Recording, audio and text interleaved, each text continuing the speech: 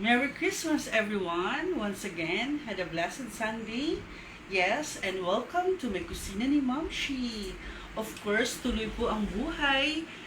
Kahit patapos na ang Pasko, syempre, may mga bagong recipe na naman tayo para sa mga Momshi out there. At ngayon ay taglamig at masarap magmuni-muni sa ating bahay. At kung kayo ay tinatamad, manood na lang po kayo at follow my YouTube channel, of course, my Facebook page. And to all my Momshi out there, Merry Christmas po and a Happy New Year. Had a blessed day to each and every one of you. Of course, I would like also to greet all of my friends, not only in the Philippines, but internationally, especially to all the Rotarians out there. And to my families and friends who are close to my heart, maligayang Pasko po sa inyong lahat. Yes, so welcome back to my kusina ni Momshi. At ngayon, napag-isipan ko, since we are limiting on porkless, we're going to do a fish recipe. Yes. So, isa sa mga paborito ko ay talagang kumain ng isda dahil ito ay masarap, masustansya, and of course, it's very, can we say it's affordable? No, it's depend what kind of fish that you're going to cook, right? So, tara, samahan niyo po ako. Magluto tayo ngayon. Ang menu ni Momshi here is I'm going to cook isdang paksyo na may sigarilyas. Yes. 2-in-1 po. Ulam na siya, may gulay na. So, pwede po natin ipagsabay yun. Okay? Ano yung mga sangkap na kinakailangan natin para makapagluto tayo ng isdang paksyo? Of course, we have here, no? Meron tayong isda, pero yung gagamitin ko ngayon ay isang pangalang isda. Pangalang isda, yes. So, medyo fresh po yung fish namin. Then, syempre, hindi magiging paksyo po pag walang suka. At yung suka ang gagamitin natin ay tatlong klase. Mayroon tayong cane vinegar. At syempre, dadagdagan natin ng spicy na suka with additional sukang Tagalog. I-in-one po natin yon para mas malasa at maninamnam. Okay? At ang ating gulay, syempre, gagamit tayo ng sigarilyas. Okay? Kung maalala ninyo, kung kumakanta kayo ng Bahay Kubo, ito po yung ating gulay na sigarilyas. Actually, these vegetables, you can do a lot of recipe with this. Pwede siyang gising-gising na recipe or Bicol Express na recipe. Masarap po ito at masustansya din. At gagamitan din natin ng onion leaves. Yes. Yan. Para pampalasa sa ating paksyo. At hindi mawawala ang ingredient o sangkap na kailangan sa ating paksyo ay of course yung ating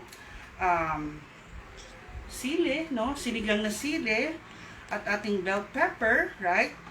We also have our garlic and our onion. May nakalimutan pa ba tayo, kuya?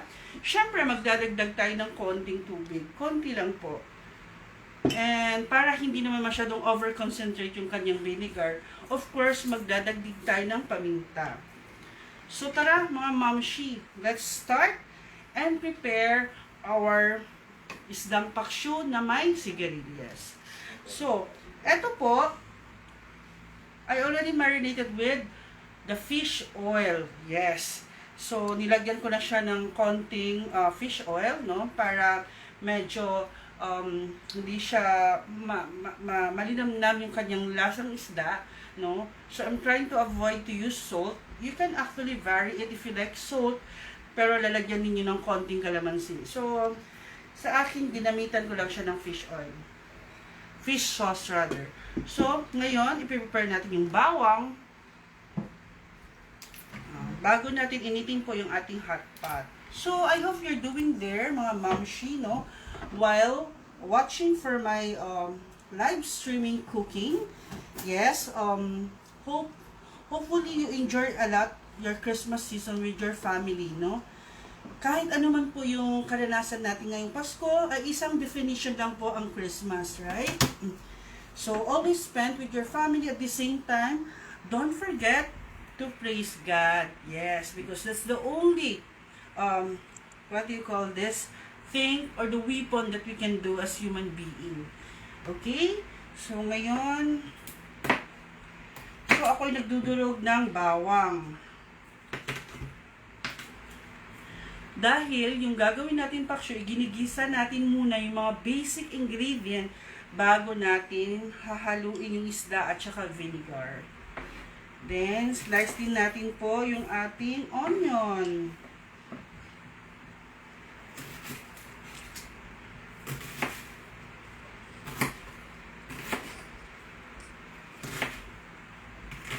Yan. So may bawang na tayo. So, ngayon, isasaute po natin yung our spicy and of course the fish, no? Kasi dapat maluto muna yung isda bago lalagyan natin ng mga liquid seasoning, okay?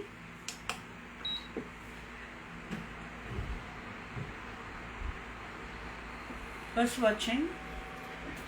Don't forget po, mamaya we'll do a shout out for you guys, okay?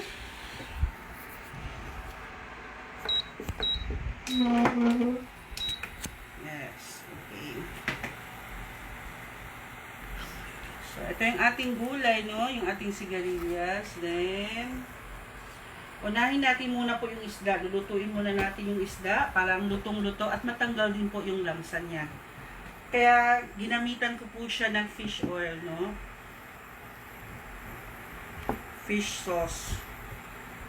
What do you call fish sauce in Tagalog? Fresh one. I forgot.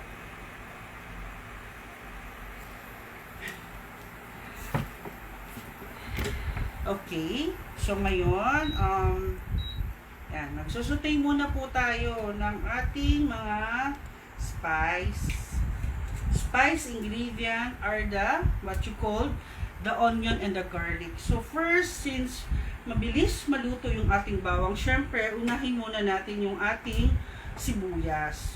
Ayan. Ayan siya.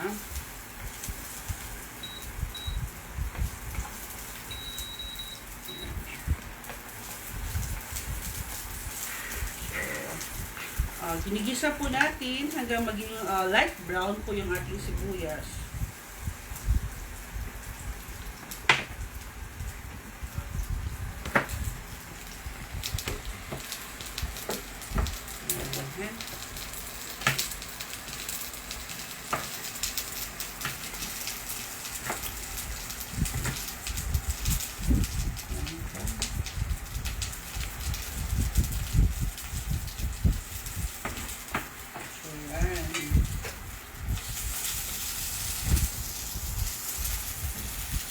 So ngayon, since we can already smell the aroma of our spicy, then we can add already our isda, no? Our fish.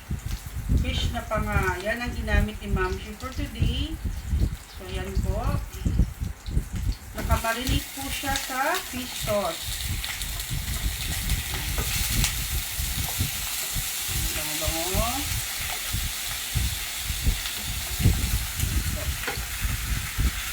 Tapos, bago natin po siya lalagyan sa kit, lagyan natin ng konting vinegar. Ayan. And a little water. Para iluto lang po yung kanyang isda. Konti lang din. Then, we need to cover. So, while covering and waiting for the cooking of the fish, i-prepare po natin yung ating bell pepper, syempre, no? Gagamitan po natin siya ng bell pepper.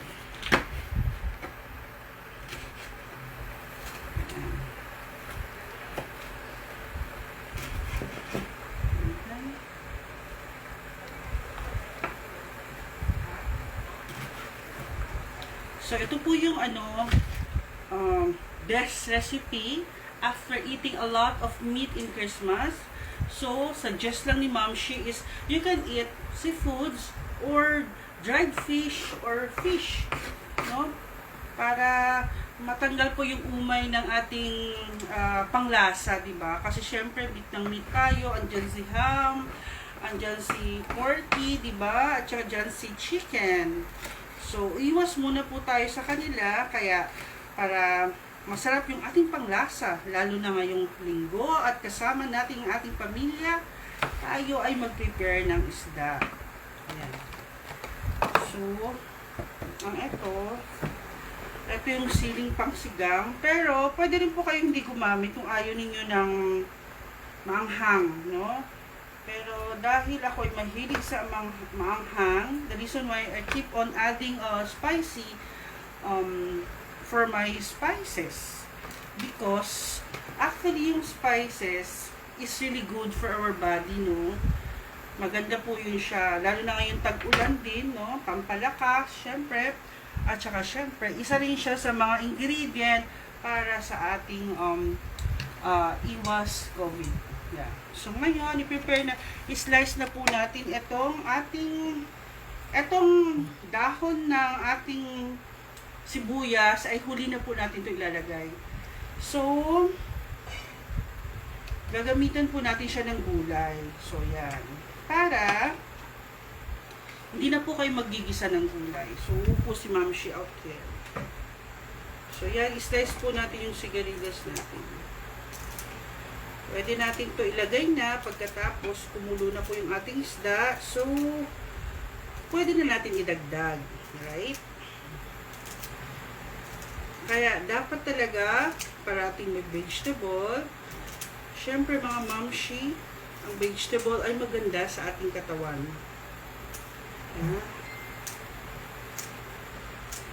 Huwag natin po kalimutan, dapat parati tayong may gulay pag tayo ay nagain ng ating pagkain sa ating family. Yes. Ayan. So, ilalagay ko na po yung sigarilyas sa taas ng isda kasi para maluto din po siya. Ayan. So, hindi na kami magluluto ng gulay kasi ito na yung aming gulay. Then, you can add a little of spice vinegar. May konti lang po. Parang pinakulat lang din po ito. Para yung combination lahat ng vinegar natin ay malasa. Then, you can use also your sukang Tagalog na may paminta na sa loob.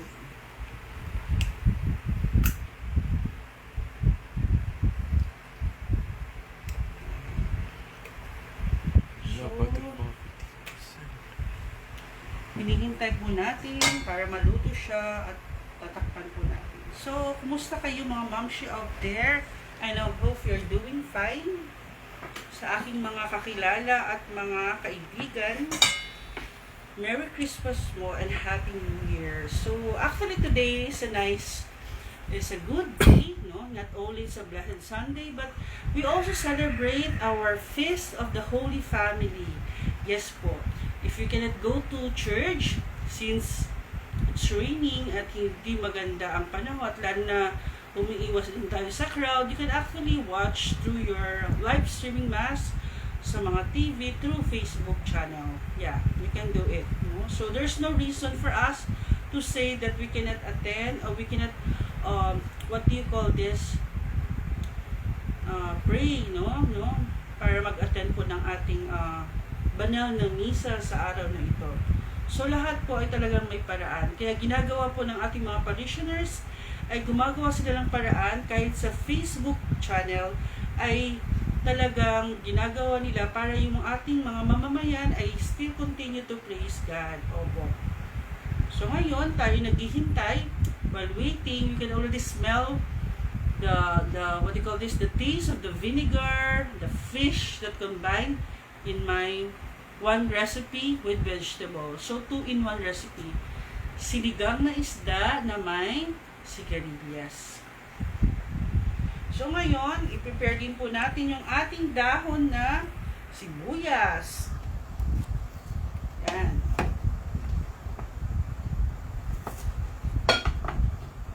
Sure. So, pwede natin isabay yung puti. Mamaya, pag tayo ay naglagay ng bell pepper with sinigang na sili. So, pwede yan siya. Para mamayang ito na lang yung ating gagawin. Okay? So, kakat po natin to ng maliliit na cup.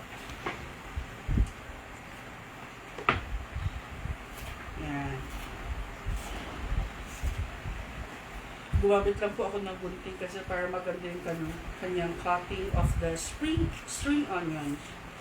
Dahon na sibuyas. O, di po ba? Our menu for today is so basic, no, mga mamshi out there.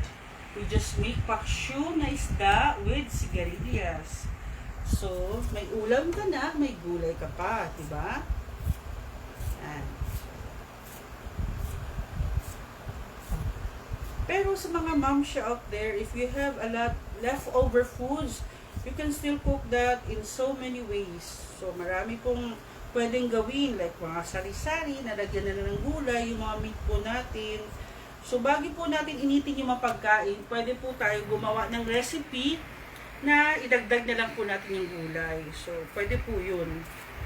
O, lalagyan ninyo ng maraming mga kamatis, diba? Mga mamshi, or yun, lagyan natin ng gulay para maiba naman yung ating menu. Pero, pwede naman siya ma-recycle kahit leftover na meals siya, na ulam pala nung lalo na pag Christmas. So, iwas tayo sa pagtapon ng food, mga mamshi out there. Kung pwede po natin ayusin ang paglagay ng ulam sa ref, ilalagay po natin siya sa fridge para ma-frozen yung pagkain at hindi siya prone to bacteria, no? Para hindi po siya mag-spoiled yung food, no? Yung pumapanis yung food at ito ay nakakasira sa ating tiyan, lalo sa ating mga anak. Especially if you have a lot of leftovers sa spaghetti, make sure po yung spaghetti it only stand like 2 days. Yeah, pag hindi po siya nahaluan na what they call this, natikman ng ibang kutsara. So, dapat malinis parati. So, lahat ng food po ay ang kanyang duration, pag sa ref, lalo na yung mga mabilis mapanis, it's actually 2 days lang po yan, 2-3 days. So, yung iba naman, nilalagay, like kami, nilalagay ko po sa freezer, or basta naka-store siya ng maayos, para hindi po siya, para makain natin ulit, at hindi tayo nagsasayang ng mga food. So, tara, mga mamshi, tingnan natin, because it already take us 2-3 minutes in cooking this pakshu, but actually, the total duration of cooking pakshu ng isda with sigarilyas is actually 5 minutes. Okay? So, yan.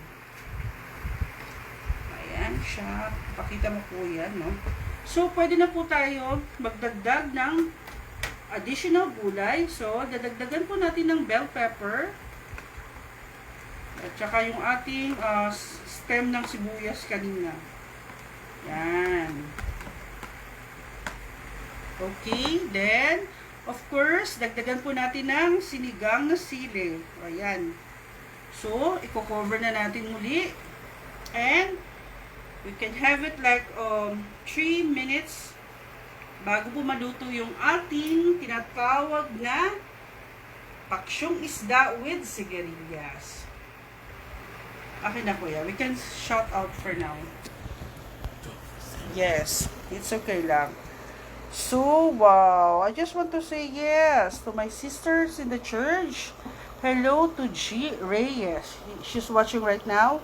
And of course, to my friend in Zamboanga, hello to Zen, yes. At sa aking mga kaibigan sa Philinvest, they're watching right now. Yes, to Charlene Pagayon, yes. Merry Christmas. Oh. Yeah. So, we're cooking right now. Isdang pakshu with sigarilyas. Yes, ayan siya. Okay, nakita ko si Aling Vicky. Aling Vicky is still watching right now.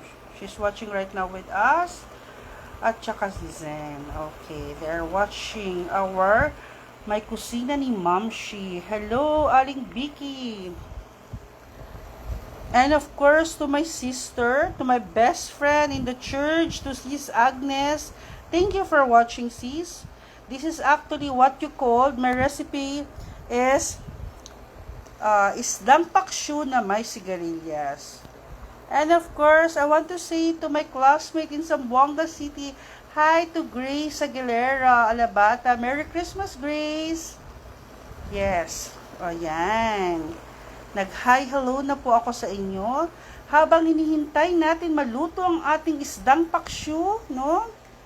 Yan, kasi may kusina ni Ma'am, she really loves to cook seafoods and vegetables. So, hindi po ako mahilig sa karne. The reason why I keep on repeating cooking all the seafoods ingredient.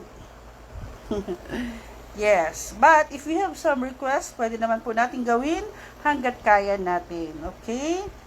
So, yan, si ating paksyu, no? Hinihintay po natin na maluto yung isda.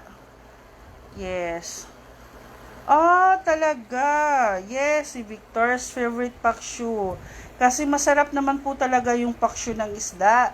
Lalo na, it is actually, we're using oil, right? We're not using oil as much as we can. Kasi gusto po natin i-prepare mga nutritious food, no? The reason why we only use fish for today and additional vegetable. Yes. Yan. So, ito yung ating niluluto ngayon, mga mamshi. Yes. O, yan. O, diba? Nutritious siya. You can see a lot of vegetable here. And of course, the fish. Yan. Yan ang masarap na recipe for the day. And of course, ito na rin ang aming lunch food. Ayan. So, we're waiting to cook until like 3 minutes more. Then, cook na po yan. So, I hope everybody is doing great for today. Especially, it's Sunday. It's a Holy Family Day. It's the feast of the Holy Family, guys. So, don't forget to watch your Sunday Mass at your Facebook page. Yes. So, paluto na po yung aming paksyu. Mga friendship out there ni Mamshi. Ayan. So, pwede na namin po idagdag yung aming spring onions. Okay. Yes, para masarap at malasa, malinamnam.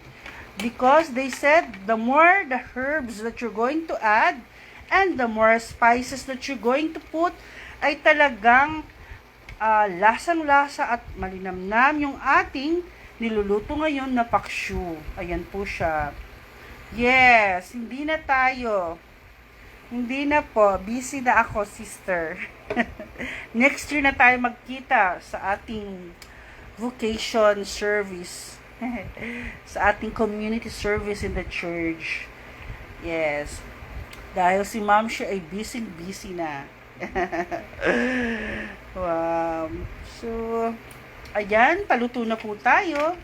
Paluto na ng ating paksyong isda. Yan. So, hindi naman mahal yung ating ingredient ngayon, no? So, yan. Kasi iwas naman tayo gastos. So, hindi na ako mag-add ng paminta kasi ito ay marami na. So, yan guys. Luto na yung ating paksyu, no? So, pa-shoutout na tayo sa lahat dahil tayo ay magtatapos na sa may kusina ni Mamshi. Yeah. So, yan. Yan po. So, yan. Luto na. Talagang lutong-luto na. O, yan siya. So, hanggat maaari, do not use preservative, no? So, kaya wala naman akong ginamit na kahit ano. Lahat naman ng aking ingredient are fresh na fresh. Yan. So, again, so this is it, no? We're done already cooking our paksyong isda with sigarilyas. Yes. So, 2-in-1 po siya. Ulam na may gulay pa. So, again, thank you very much for watching and continue following my YouTube channel. At the same time, for liking my Facebook page. I'm so thankful and grateful that you continue to be part of my kusina ni Mamshi, no? Thank you also for telling me that you inspired my cooking. Yeah, thank you. This is actually one way of sharing to you, especially sa mga nanay dyan na hindi marunong magluto na basic. So, watch po kayo ng may kusina ni Mamshi. It can help you a lot because my greatest goal here is to share with you guys, no?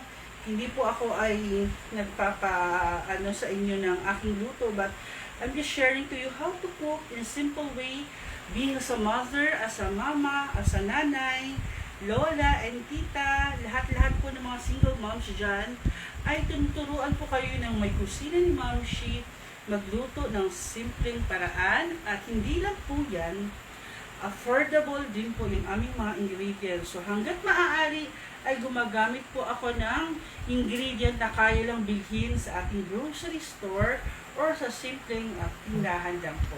So ayan, we're already cooked with our pakshu, no? Islang pakshu na may gulay, na may sigarilyas. Ayan na siya. So, okay. That's cooked already. So, thank you for watching. Had a blessed day and Merry Christmas and Happy New Year to all my friendship out there, especially to my Philinbest family, to my lecturers and commentators in Santa Clara. I just want to say Merry Christmas and Happy New Year.